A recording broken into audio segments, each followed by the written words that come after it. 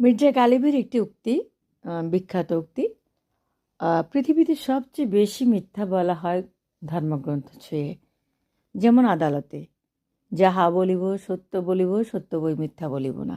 আর সবচেয়ে বেশি সত্য বলা হয় কোথায় জানেন? সবচেয়ে বেশি সত্য বলা হয় মদ ছুঁয়ে, যেমন পানশালায়। প্রিয় ভিউয়ার, আসসালামু আলাইকুম, শুভ সকাল। আমি স্কুল থেকে ফিরছিলাম।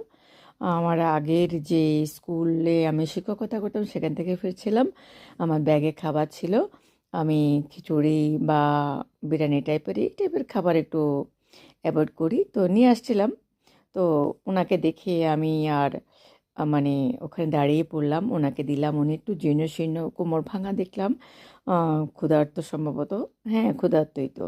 যাই হোক, উনি রোডের পাশে আছেন, হয়তো সিএনজি তাকে কষ্ট দিয়েছে। তো তাকে দিলাম, সে কিন্তু নেজ নাড়ছে, আমার সাড়া দিচ্ছিল আমার কথায়। তো তাকে দিন, সে কিন্তু সবটা খেতে পারলো না। সবটা খেতে পারলো না, সামান্যই খেলো। দেখতে পাচ্ছেন আমি কলেজের সামনে, সরকারি কলেজের সামনে, কলেজ গেটে, এই যে কলেজ গেটে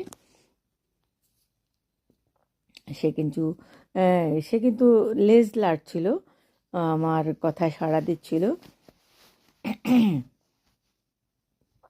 সবটা কিন্তু খেতে পারেনি সে, ডিমটাও খায়নি, সামান্য খাবার খেয়েছে একটু।